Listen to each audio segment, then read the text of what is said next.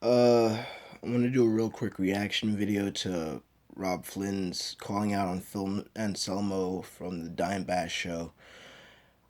Um, I You could see it. I'm an obvious fan of Machine Head, and I started listening to them about 2 years ago, but honestly, and not even very recently, but just in general, I've always kind of been a little bit torn, trying to be a conscious black person and not trying to be one of those Uncle Tom black people out there, and yet expressing my love for metal, which is dominated by white people.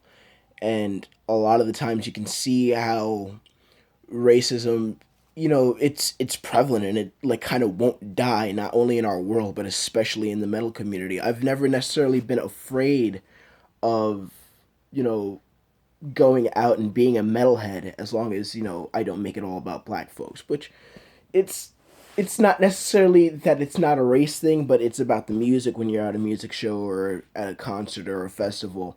But I can remember even my first time seeing Machine Head at Irving Plaza, waiting 2 hours in the fucking cold, standing next to this big fat white dude who thought it was really cool. Oh my god, yeah, there's black people at these metal shows are always kick ass. You guys are always amazing in the pit, and then proceeded to make like jokes upon jokes upon jokes about niggers and shit like that. And I kept my mouth shut because it was like, I don't want to deal with this. I'm not here for you. I'm here to see my favorite band. And yeah, I'm shaking. My fucking phone's on my knee.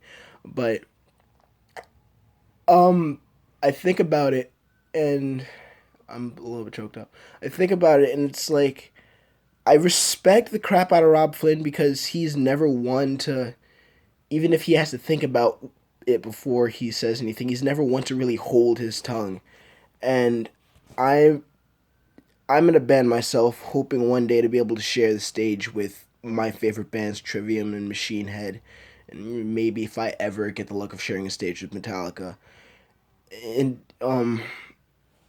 I've known for a fact that I want to be able to, in interviews, be able to enlighten black kids out there and, probably use my music as a message center that, this stuff really has to die. And on top of that, I've also noticed, and this is kind of separate from the issue, I've also noticed that there's a lot of black kids out there who are kind of afraid to be black kids because maybe they say, well, oh, you listen to metal, so you're not really black. You're an Ori. You're white on the inside. So they think everything is hunky dory. It almost takes away your identity by saying that somebody is not black for liking something that isn't stereotypically black, and then thinking that it's okay because no, well, it's a joke if you say something about N words, this, that, the other, or it's my black friend, so I'm not racist. And at the end of the day, it is an issue. The issue isn't just that we're gonna hold hands and sing peace songs. The issue is that things like this have to stop.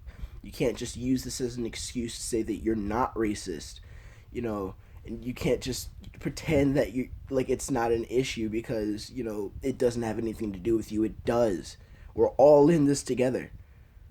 And at the end of the day, I want to applaud Machine Head for always doing the right thing. And I didn't see the video of Chris R, and I haven't really watched any videos from Dimebag. Oh my god, my leg is really shaking. I didn't see any videos from Dime Bash, but I remember even the history and how Phil Anselmo said, like, went on a whole spiel. I remember I saw a video of how Phil Anselmo went on a whole spiel about why it's okay for black people to say black power, but why it's not okay for white people to say white power. And Rob explained it. White people haven't been oppressed in American society the way that black people are oppressed by white people, the way that any other people of color have been oppressed by white people. And I'm really, really proud that somebody finally said it.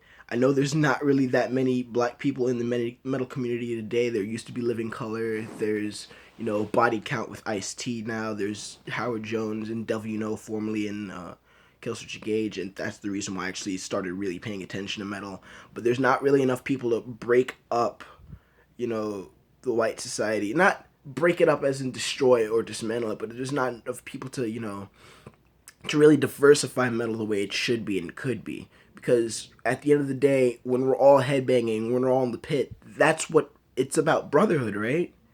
It's so it's the bullshit has to stop now. Um, Once again, thanks, Robb Flynn. You'll always have my respect. Um,